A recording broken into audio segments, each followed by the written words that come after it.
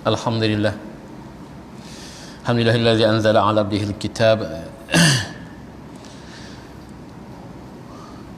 wa lam yaj'al lahu amwaja qayyiman liyunzira ba'san shadidan min ladunhu wa yubashshira al-mu'minina alladhina ya'maluna as-salihati anna lahum ajran hasana. Wassalatu wassalamu ala asyrafil anbiya'i wal mursalin al-muha ilaihi annahu la ilaha illahu wa ala alihi wa ashabihi ajma'in. Rabbi shrah li sadri wa yassir li amri wa hlul 'uqdatam min lisani yafqahu qawli. Rabbi zidni 'ilma warzuqni fahma. Yang saya hormati tuan imam kita yang berusaha, pengurusi Masjid Bandar Universiti, ahli-ahli jawatan kuasa, hadirin dan hadirat yang dihormati sekalian, alhamdulillah. Kita bersyukur kepada Allah SWT. Pada malam ini kita akan meneruskan lagi kuliah kita tentang kemu'jizatan Al-Quran, ya. Satu tajuk yang saya sentiasa terangkan. Pilihan saya pada tajuk ini ialah sebagai satu usaha untuk kita merapatkan lagi kefahaman kita tentang keunggulan Al-Quran.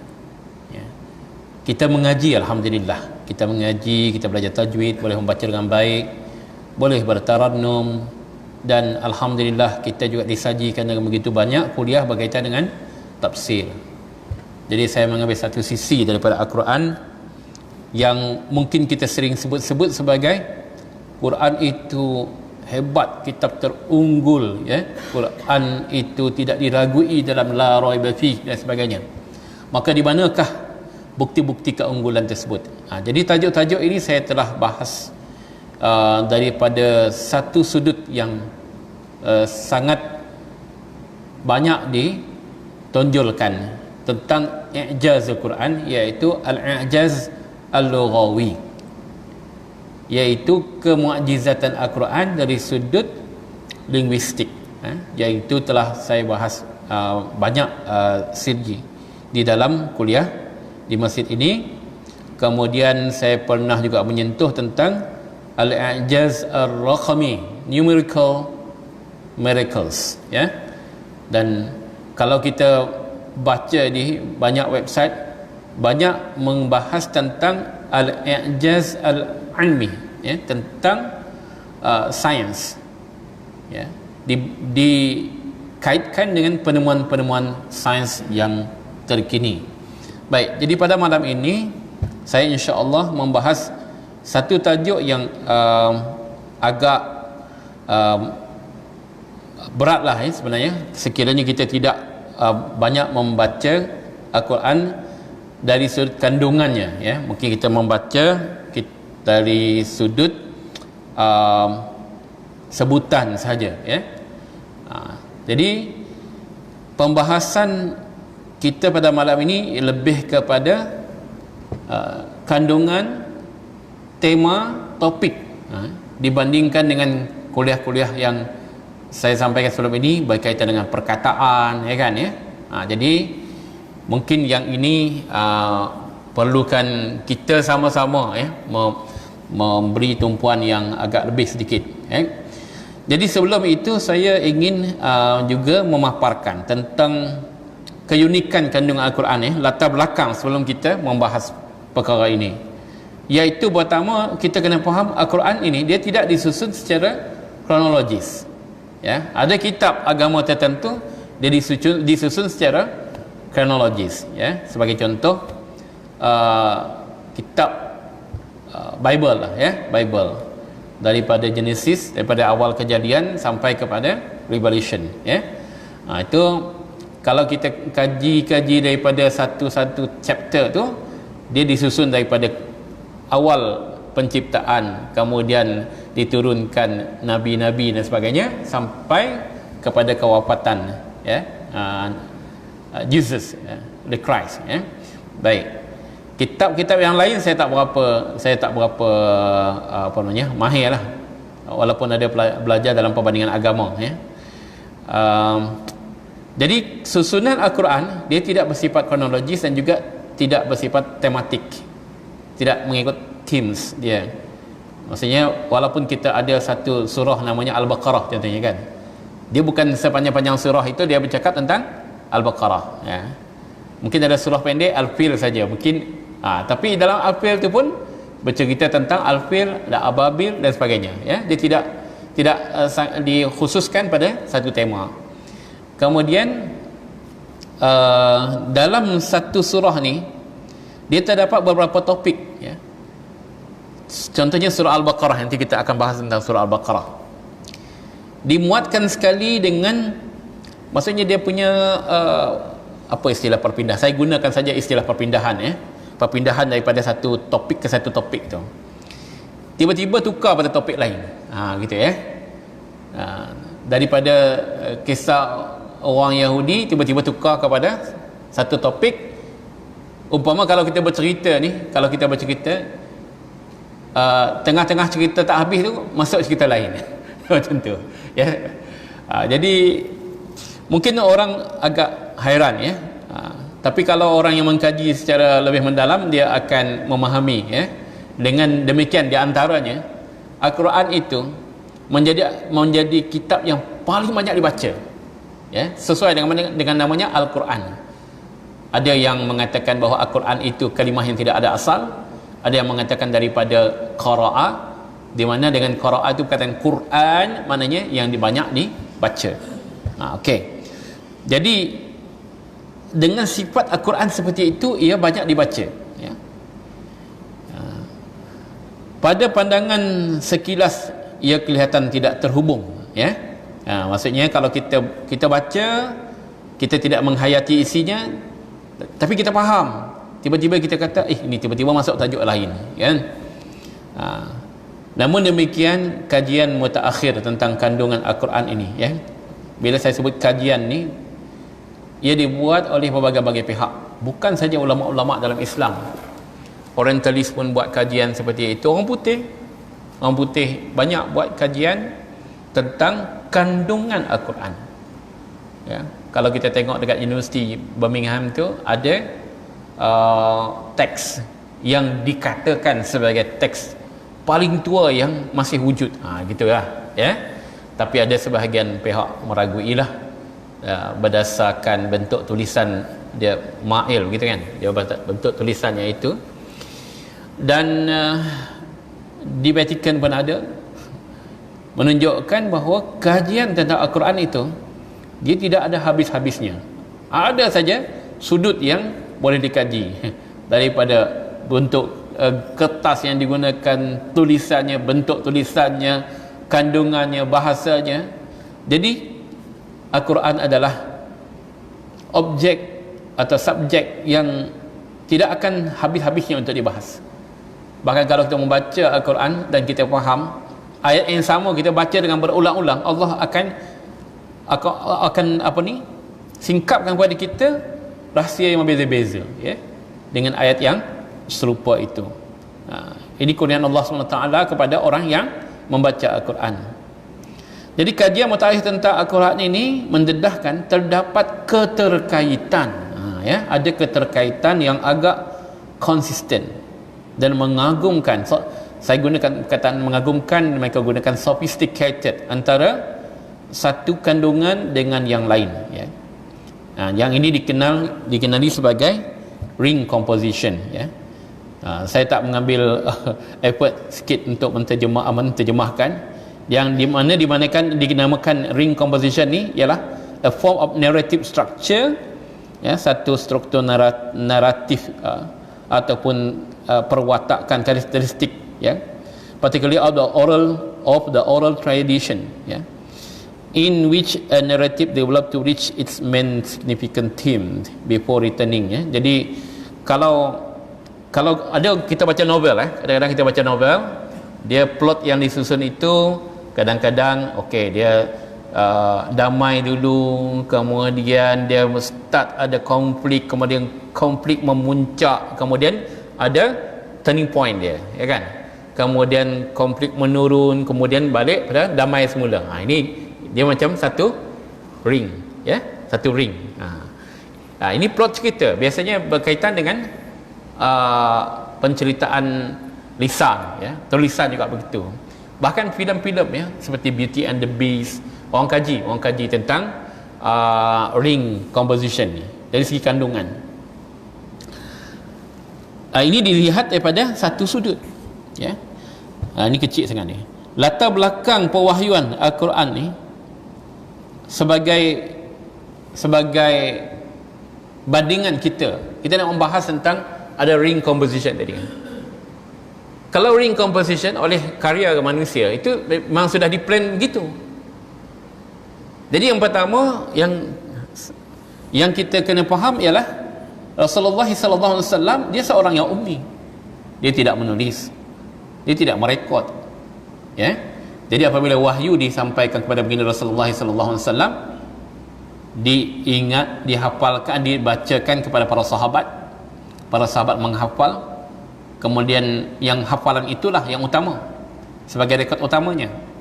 Ada sebahagian sahabat menulis, ketika mana Al-Quran itu ditulis, dilarang kepada sahabat-sahabat untuk menulis hadis selain daripada Al-Quran, maknanya hadis pun tidak ditulis. Sehinggalah ada di kalangan sahabat ini ada yang meminta izin. Di antaranya ialah Abu Hurairah, kan, gitu, ya. Abu Hurairah mengingat hadis. Ada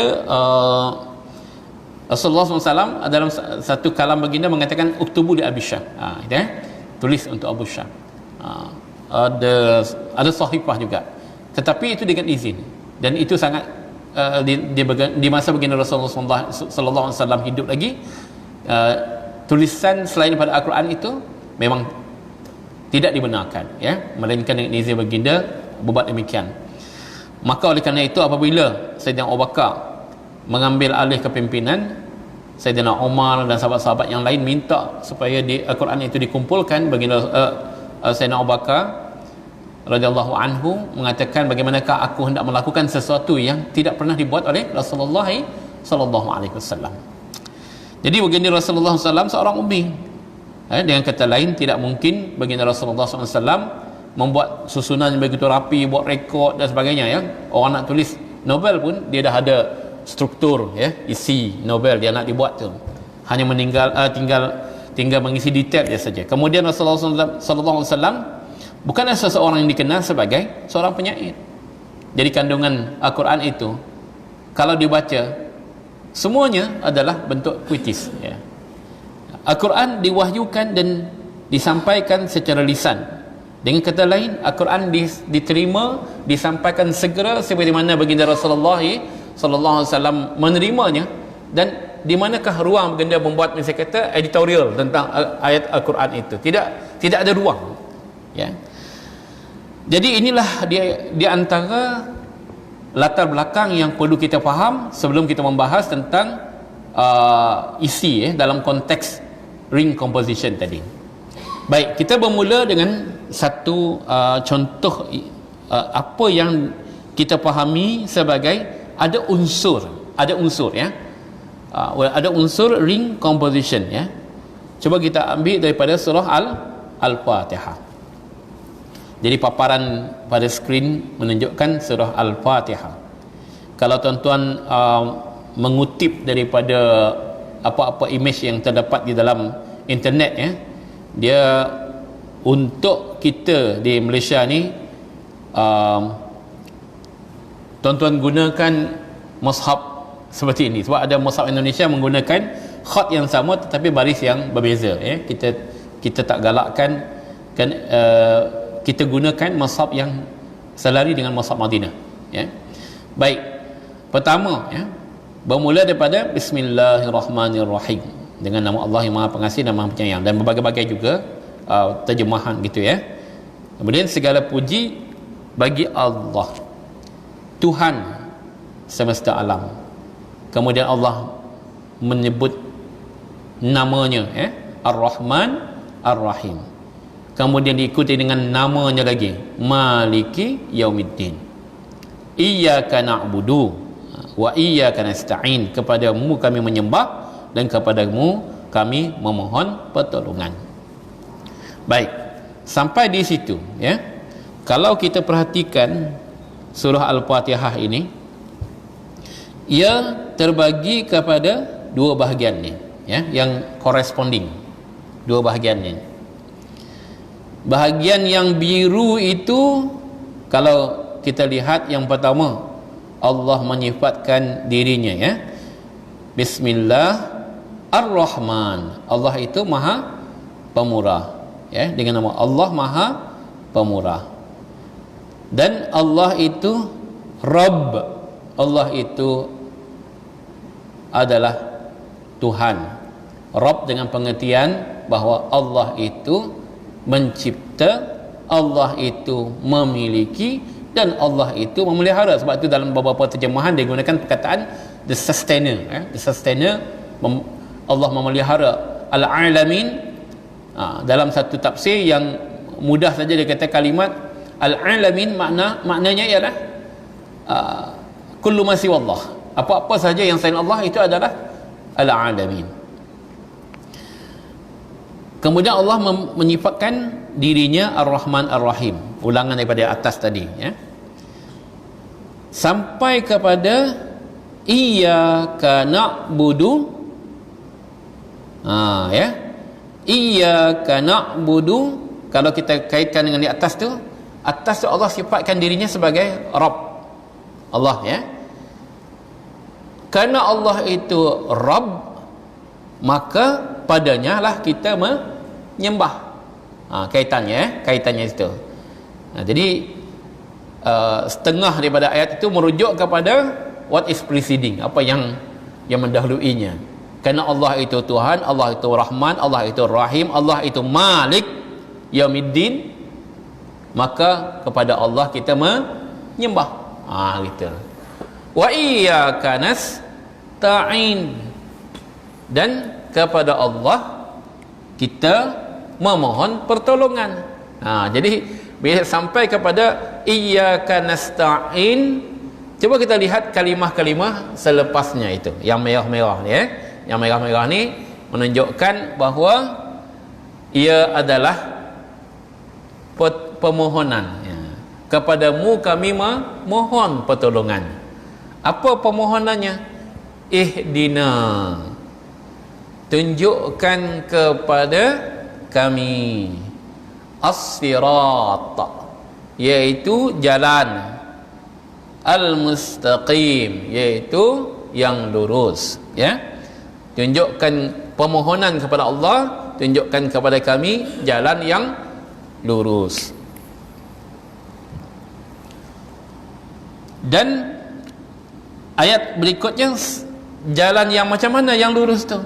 Siratal ladzina an'amta alaihim. Masih terkait dengan ayat yang kelima, separuh yang nasta'in tadi, ya. Permohonan kita minta daripada Allah SWT jalan yang lurus, jalan mereka yang telah engkau berikan nikmat kepada mereka. Apakah nikmat yang utama sekali? Nikmat iman dan Islam. Tak ada nikmat yang lebih besar daripada beriman dan kekal kita di dalam Islam. Inilah yang telah dilalui oleh para nabi, anbiya dan pengikut-pengikut yang taat. Kemudian potongan berikutnya, ghairil maghdubi alaihim, lawan kepadanya, waladdallin, amin. Baik, pada surah Al-Fatihah itu sendiri, kalau kita lihat dua potongan ini, dua segmen ini sendiri pun dia ada ring dia, ya. Kalau yang tadi itu dia boleh dilihat corresponding seperti ini juga, ya. Corresponding yang mana ayat yang pertama terkait dengan ayat yang terakhir, ya. Lawan di mana Allah itu pemurah dan maha mengasihani, lawannya Allah itu murka kepada orang-orang yang yang dimurkai dan orang-orang yang sesat, kan, ya? Dia corresponding gitu, ya. Ini satu sudut. Ada satu sudut yang lain lagi, ada seorang pengkaji daripada barat, Raymond Farin, dia mengkaji. Dan kalau kita perhatikan yang biru, yang biru bahagian awal itu, dia ada 4 ayat Bismillahirrahmanirrahim, kemudian Alhamdulillahi Rabbil Alamin. Kalau kita ambil macam atas Bismillahirrahmanirrahim itu sebagai A, Alhamdulillahi Rabbil Alamin itu sebagai B, maka Ar-Rahmanir-Rahim itu sebagai B lawannya. Kalau B apostrofi apa nama dalam matematik saya lupa dah. Kemudian Maliki Yaumiddin itu lawan kepada yang di atas lagi A. Begitu juga dengan yang merah itu, daripada ihdinas siratal mustaqim A, siratal ladzina an'amta alaihim itu B, ghairil maghdubi alaihim itu lawan kepada siratal ladzi, lawannya waladdallin itu lawan kepada al mustaqim, orang lawan jalan orang yang sesat, gitu Jadi dalam dia ada ring yang besar, dalamnya itu ada ring kecil lagi, gitu dalam surah Al-Fatihah itu sendiri. Ini daripada satu sudut kajian mutaakhir, perkara ini dia tidak ijma' di kalangan ulama. Namun demikian ia cukup menakjubkan, dari sudut literary dia sangat menakjubkan. Kalaulah kita ambil kira baginda Rasulullah sallallahu alaihi wasallam seorang yang ummi, dia tidak menulis, dia tidak membaca, dia bukan penyair, kan? Susunan ayat ini bukan kalam baginda yang biasa. Untuk kita mudah membezakannya saja, kalau kita baca hadis-hadis pun, kalau yang biasa dengan bahasa Arab bahasa hadis dengan bahasa Al-Quran ini berbeza. Bahasa Al-Quran ini dia sifat puitis, ada rima-rima akhirnya. Kemudian yang dari segi kandungannya pun, bolehkah kita katakan Nabi Muhammad sallallahu alaihi wasallam dengan sengaja menyusunnya jadi demikian untuk dia nampak cantik, untuk nampak cantik. Ini baru satu surah Al-Fatihah, dari satu surah Al-Fatihah Jadi sudah tentulah bagi orang-orang yang benar-benar mengkaji, mereka katakan mustahil ia telah dirancang oleh baginda Rasulullah sallallahu alaihi wasallam sedemikian rupa, melainkan ia datang daripada kalam Tuhan yang tidak mungkin ditiru oleh manusia, tidak mungkin disusun. Ini baru satu segmen yang kecil sahaja, kerana surah Al-Fatihah ini adalah surah yang kita sangat biasa, jadi salah satu daripadanya tadi, kalau kita tengok dari segi makna, ini pattern hubung kait dia, yang mana kalau kita susun jadi ring itu pun dia akan tema dia balik kepada asal, dia ada macam mirror image seperti itu kandungannya. Baik, cuba kita lihat satu lagi. Ini ayat yang biasa kita baca, kan? Dalam zikir-zikir biasa kita baca, nak tidur pun kita baca, kalau sedang takut pun kita baca. Iaitu ayat kursi. Ayat kursi ini daripada surah Al-Baqarah ayat yang ke-255. Allahu la ilaha illa huwal hayyul qayyum la ta'khudhuhu sinatun wa la nawm lahu ma fis samawati wa ma fil ardh man dhal ladzi yashfa'u 'indahu illa bi idhnihi ya'lamu ma baina aydihim wa ma khalfahum wa la yuhituna bi syai'in min 'ilmihi illa bima syaa wasi'a kursiyyuhu as-samawati wal ardh wala ya'uduhu hifdzuhuma wa huwal aliyyul azim. Baik. Sekarang saya bagi kod warna itu ya, beberapa kod warna. Pertama daripada Allahu la ilaha illa huwal hayyul qayyum. Saya ambil daripada terjemahan dalam tafsir Ar-Rahman ya, terbitan Jakim ya. Allah, tiada Tuhan yang berhak disembah melainkan Dia yang tetap hidup, Al-Hayyu, yang kekal selamanya, mentadbirkan sekalian makhluknya, Al-Qayyum. Ya, Al-Qayyum ini daripada perkataan qama, berdiri itu kan ya, sebenarnya. Tapi di sini yang dimaksudkan Al-Qayyum, kekal selama-lamanya ya. Maksudnya dalam mentadbir segala makhluknya. Okey. Dalam ayat ini ya, bermula daripada Allahu la ilah, menceritakan tentang Allah.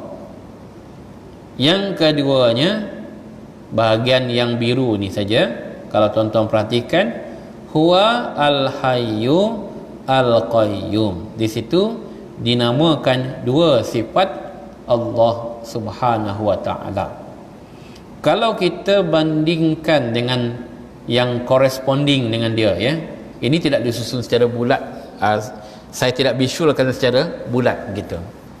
Tapi kalau kita bulatkan, dia nanti daripada awal ayat begini berakhir dengan ayat yang biru begitu ya.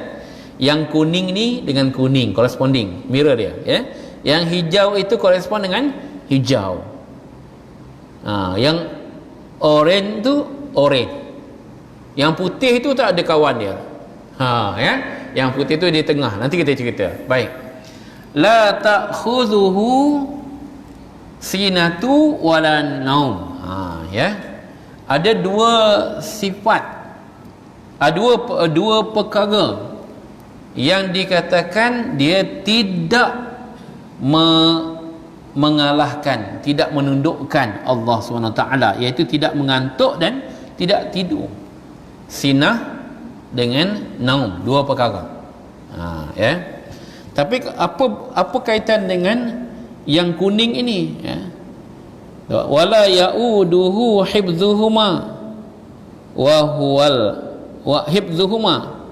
Jadi di situ dia tidak terkait secara langsung dengan perkataan sinah wan naum, sebab huma yang maksudnya dua benda itu ya, dua perkara itu merujuk kepada as-samawat wal ard. Tapi yang correspondingnya itu dia ada sifat yang di atas tu, dua perkara yang disebut di sini pun menyebut dua juga kan ya, dua bertemu dua. Ada point di mana ada kekemasan dalam susunannya itu ya. Lahu ma fis samawati wa ma fil ard. Kalau yang hijau yang bawahnya itu wasi'a kursiyuhu as-samawati wal ard. Ya, di atas merujuk kepada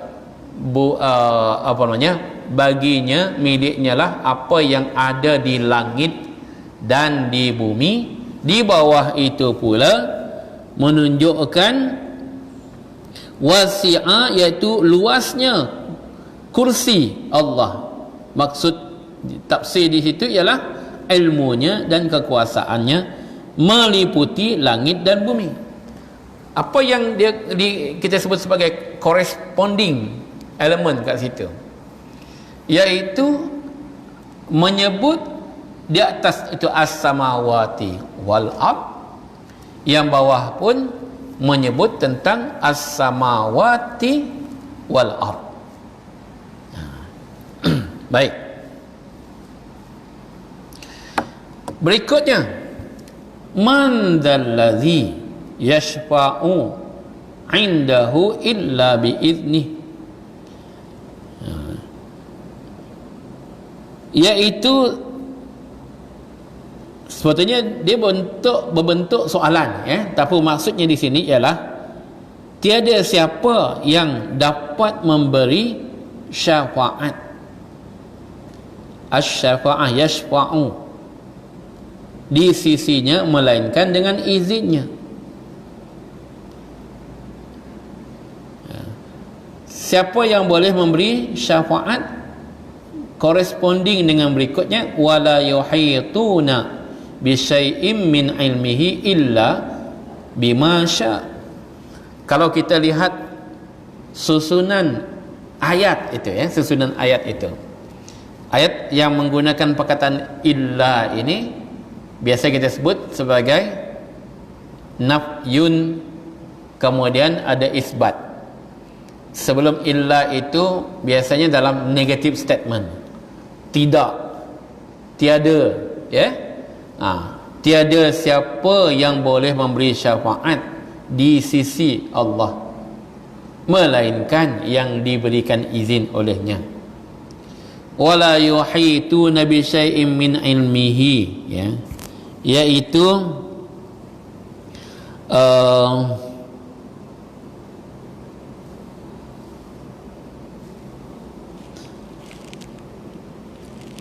yuhitun itu sebetulnya kalau dari segi maksud asal ialah melingkari,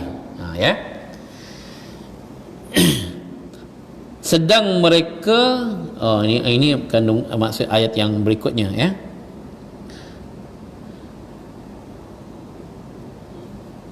tidak diliputi apa-apa daripada ilmunya itu melainkan illa bima syaa. Kalau tadi itu tidak memberi syafaat, yang ini tidak diliputi, tidak meliputi bisyai'in min ilmihi, apa-apa tentang ilmunya melainkan dengan kehendak Allah SWT. Jadi susunan ayat itu dia selari.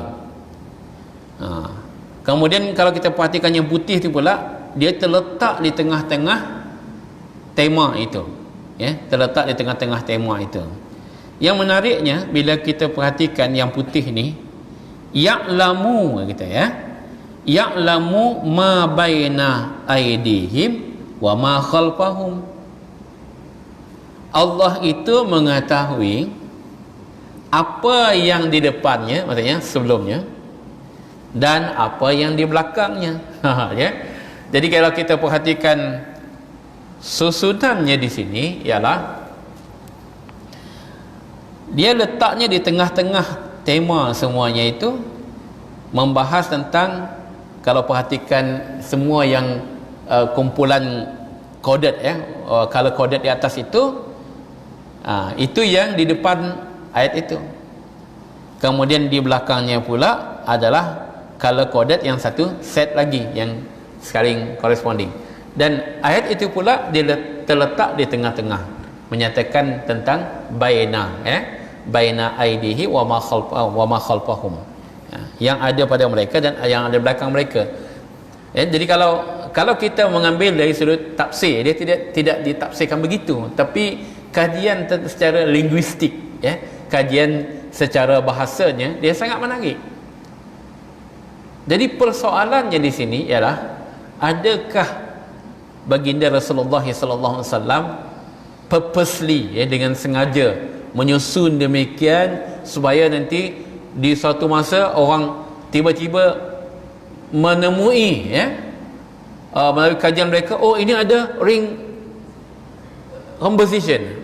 Sudah tentu tidak, melainkan kecanggihan, bentuk yang begitu cantik, kemas, intact. Umpama kalau kita membuat satu karya itu, dia tidak berserabai lah macam tu, dia nampak rapi, cukup intact gitu. Orang yang biasa dengan penulisan mungkin akan lebih mengerti pada segi penulisan, sebab benda ini tidak divisualize.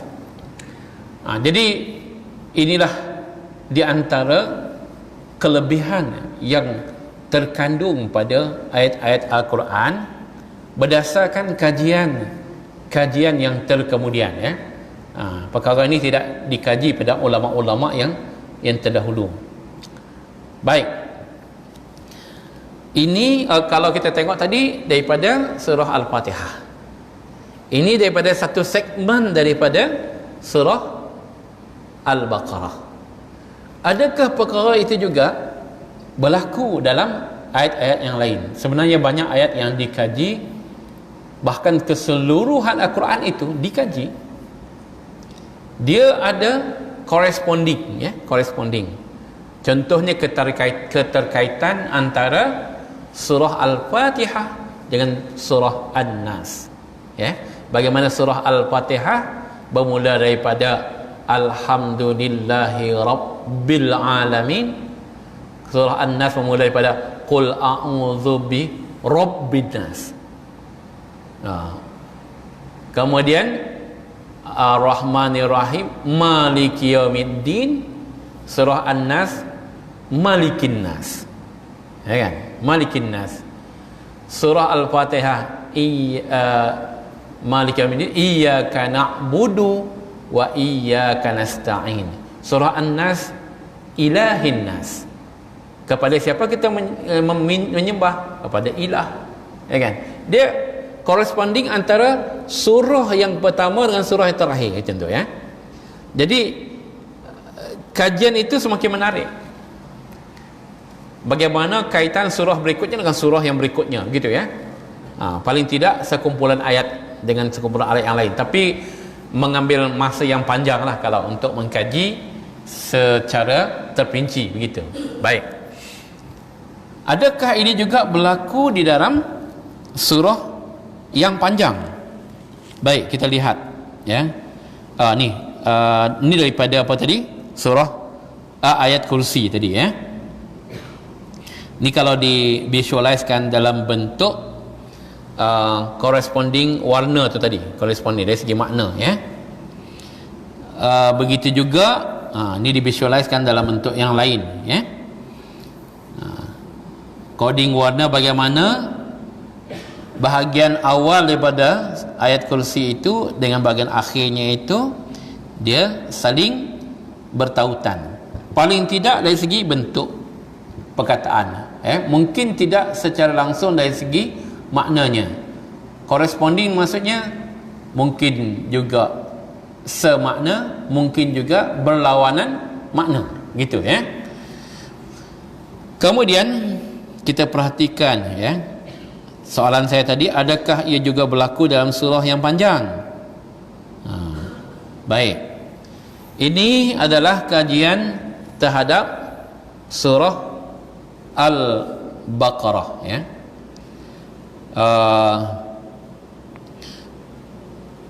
Dia kumpulan-kumpulan ayat, di mana dalam ayat yang pertama hingga ke ayat yang ke-20, ya, package ni, ya.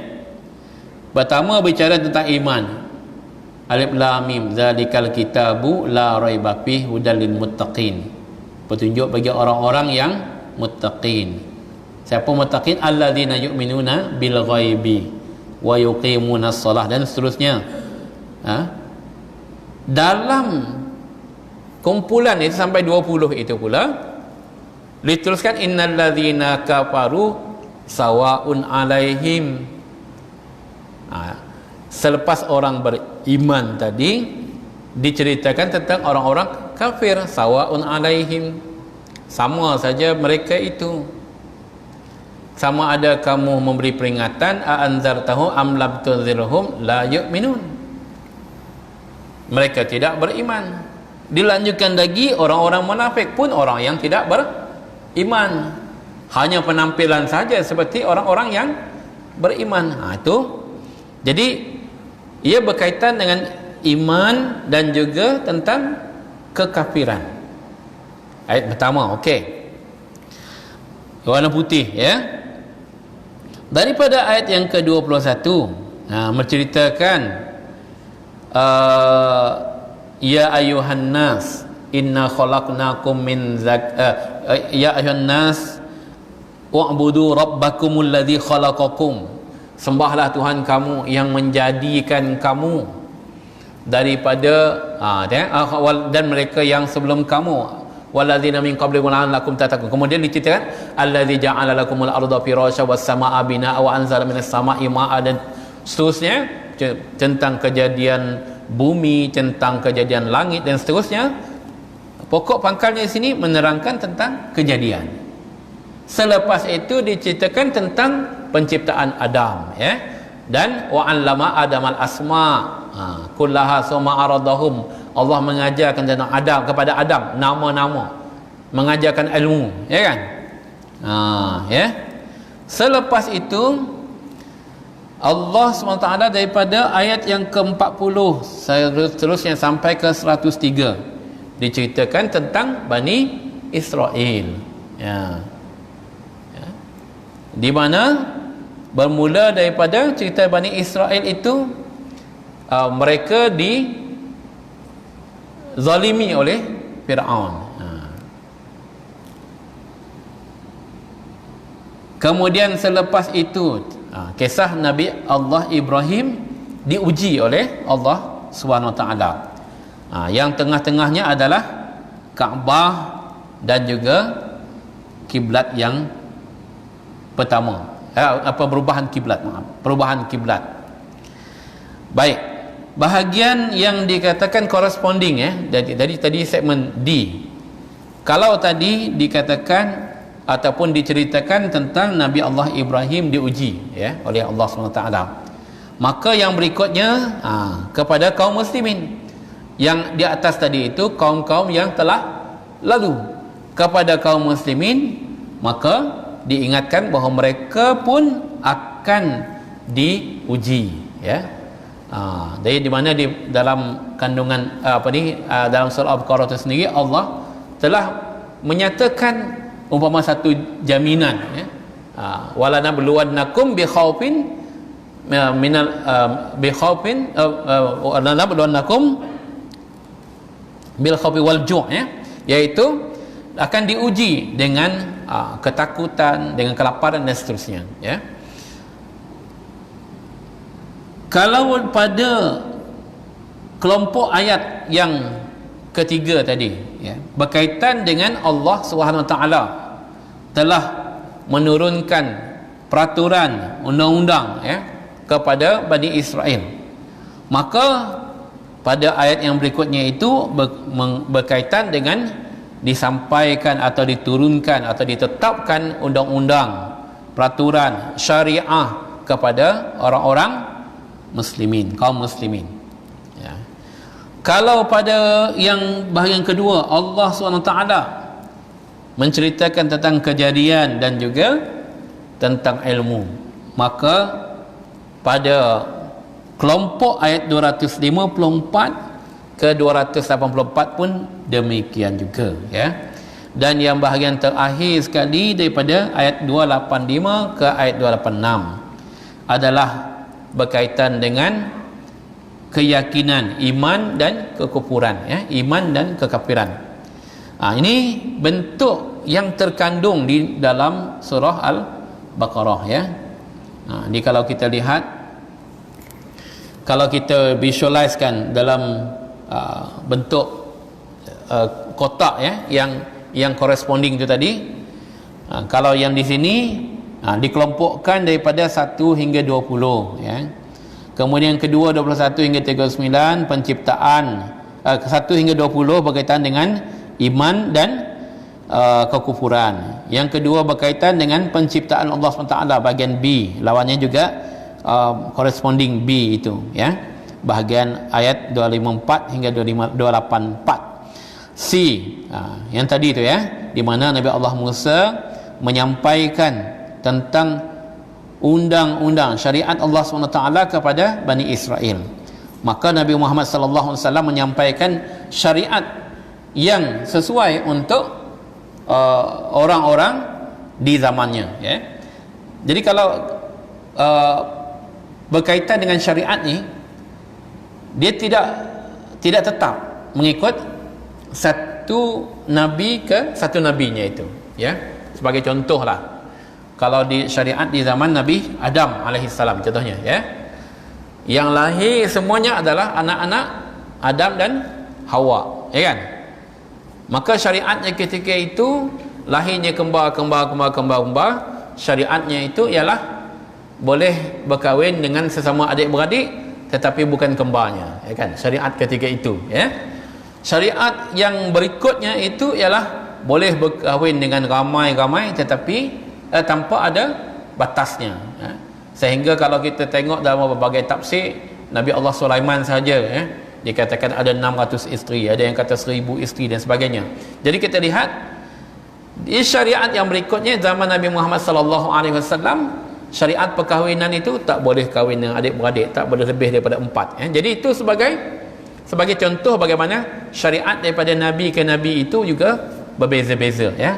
Jadi ini mengisahkan syariat di masa lalu. Kalau kita tengok ni, kalau ambil daripada zahir kalimah saja, kan, daripada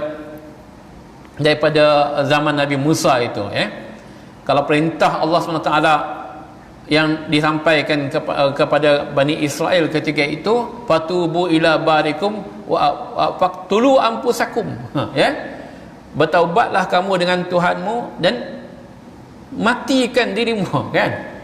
Untuk sebagai bentuk taubat. Itu kalau kita ambil daripada kata zahir je, kan. Tapi tak ada tuntutan taubat sampai kita kena hilangkan nyawa kita, kan. Ya, kemudian kita lihat lagi, kalau dahulu syariat kepada kepada bangsa yang dahulu tidak ada larangan minum arak, kan. Kemudian syariat kepada Nabi Muhammad ada larangan minum arak, ya. Cuma kita kena kaji baliklah, kalau tuan-tuan perempuan ada masa, tengok dalam ayat 178 ke 253 itu apakah kandungan-kandungannya, ya. Ini sebagai lanjutan daripada kuliah kita. Kalau tuan-tuan ada berkesempatan masa, buka dan lihat bagaimanakah apa yang kita katakan sebagai corresponding ini dia berlaku, ya, berlaku daripada ayat ke ayat itu. Yang terakhir sekali ialah tentang Nabi Allah Ibrahim. Nabi Allah Ibrahim menyampaikan diuji oleh Allah Taala. Kaum muslimin pun dijanjikan oleh Allah Taala pasti akan diuji. Kemudian yang hitam itu bahagian yang katakan sebagai tengahnya, ya, 142 153. Dan yang betul-betul dikatakan di dalam ayat itu, kalau kita rujuk, ada satu ayat ke 143, ya, di mana Allah SWT dalam ayat ke surah Al-Baqarah ayat ke 143 berfirman, wa kadzalika ja'alnakum ummatan wasata. Maka dengan demikianlah kami menjadikan kamu sebagai satu ummah pertengahan, ya. Jadi ayatnya itu pun duduk di pertengahan antara tema-tema ni tadi, kalau kita lihat, ya.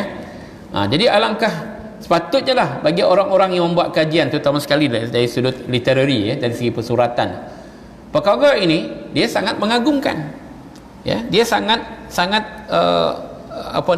mustahil bagi kita mengatakan ia telah dicipta, ya, ia telah disusun dengan begitu baik, memandangkan ayat Al-Quran ini dia diturunkan secara tanzil, diturunkan secara sedikit demi sedikit, dan sedikit demi sedikit ni bukan makna Al-Fatihah dulu, ya, lepas tu Al-Baqarah ayat 1 hingga 10, lepas tu ayat 11 hingga 20. Dia tidak menjadi begitu. Diturunkan surah Al-Alaq dulu, ya kan, lepas tu surah ini, lepas tu surah ini, lepas tu surah ini, ya.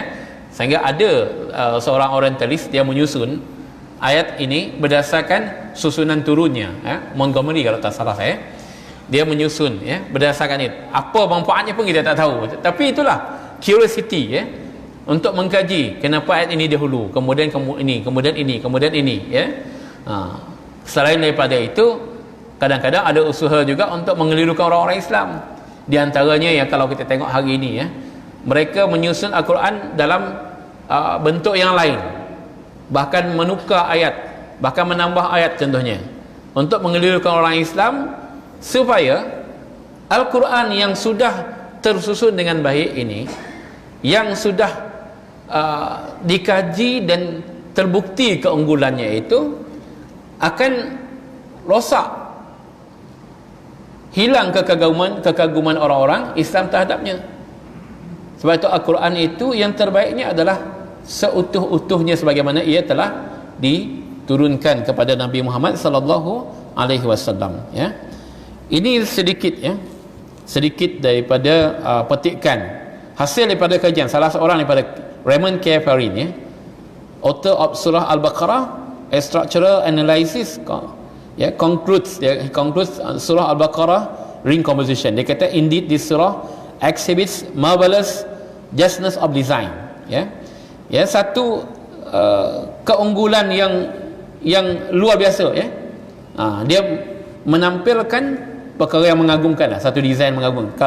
Kalau macam pengusi kita sebagai seorang arkitek ni, jadi dia mesti ada mazhab arkitek kan, mazhab dan sebagainya, ada tema dan sebagainya. Tiba-tiba ada sesuatu yang ekstrim, tak pernah terfikir tetapi canggih, begitu kan. Jadi begitu jugalah orang-orang yang membuat kajian, dari sudut linguistik, dari sudut susunan, dari sudut kandungan, dari sudut keilmuan, fakta-fakta dan sebagainya, ya. Baik, tuan-tuan dan puan-puan, ini sebahagian saja daripada saya sempat kutip, walaupun banyak perkataannya di sini. Walau bagaimanapun, apa yang saya telah sampaikan itu adalah salah satu aspek yang mungkin agak sukar dikaji, tetapi ia menunjukkan Al-Quran ini dikaji daripada sudut apa pun, sehingga ke akhir zaman pun pasti akan menampilkan kekaguman kepada sesiapa sahaja yang cuba untuk menggali isinya. Mereka yang menggali kemudian kagum ini pun ramai di antaranya asalnya ialah mencari kelemahan. Selepas dikaji, ternyata bukan kelemahan yang ditemui, kelebihan demi kelebihan demi kelebihan, sehingga tidak sedikit yang akhirnya beriman kepada Allah Subhanahu wa taala. Jadi kalaulah orang-orang bukan Islam, ya, mengambil effort yang begitu kuat sekali untuk mereka dapat memahami Al-Quran, maka orang yang lebih berhak untuk mengetahui, memahami, mendalaminya adalah orang-orang Islam itu sendiri, kita sendiri, ya. Bagaimana Al-Quran itu boleh didalami? Tentu saja kunci yang pertamanya ialah masuk ke bahasa Al-Quran itu, ya. Jika kita tidak, dengan panduan para ulama kita, mentafsirkan Al-Quran itu, mengaplikasikan ayat Al-Quran itu dalam bentuk hukum-hukumnya. Bagaimana Al-Quran ayatnya ini diambil, susunannya itu begini, diistimbatkan jadi hukum itu. Ini pakar-pakar syariah yang boleh membahas, mengulasnya dengan baik sekali, ya. Jadi tuan-tuan dan puan-puan, mudah-mudahan apa yang kita sampaikan pada malam ini dapat menambah wawasan kita tentang keunggulan Al-Quran itu. Mudah-mudahan Allah SWT akan sentiasa membuka hati kita untuk sentiasa merasa cinta kepada Al-Quran, gemar bahkan rindu membaca Al-Quran, berusaha untuk memahami Al-Quran dan memperbanyakkan amalan ke atas apa yang kita fahami daripada Al-Quran itu sendiri, insya-Allah. Baik, kita tutup majlis kita dengan membaca doa bersama-sama. Bismillahirrahmanirrahim. Alhamdulillahi rabbil alamin, wassalatu wassalamu ala asyrafil anbiya'i wal mursalin sayyidina Muhammadin wa ala alihi wa sahbihi ajma'in. Allahumma anfa'na bima 'allamtana wa 'allimna ma yanfa'una warzuqna ilman yanfa'una. Allahumma rzuqna fahman nabiyyin wa hifdzal mursalin wa ilham malaikatikal muqarrabin. Allahumma dafa' 'anna al-bala' wal waba' wal ghala' wal junun wal baras wal juzam wa sayyi'al asqam wal fahsya' wal munkar wal mihan wal fitan ma dhahara minha wa ma batan an baladina hadha khassa wa an budani muslimina amma. Allahumma a'izzal islam wal muslimin wa aslih mulatal muslimin wa alif baina qulubihim wa aslih dhata bainihim wa alqi fi qulubihim ar-ra'ba. Allahumma syattid, Allahumma ahlikal kafarata wal mubtadi'ata wal musyrikin a'da'aka a'din. Allahumma la tusalli ala nabi dzunubina man la yakhafuka wa la yarhamuna. Allahumma ja'al jam'ana hadza jam'an marhuma wa tafarraqana min ba'dihi tafarraqan ma'suma. Rabbana atina fid dunya hasanah wa fil akhirati hasanah wa qina adzaban nar. Sallallahu alaihi wasallam Muhammad wa ala alihi wa sahbihi ajma'in. Walhamdulillahi rabbil alamin. Taqabbalallahu minkum.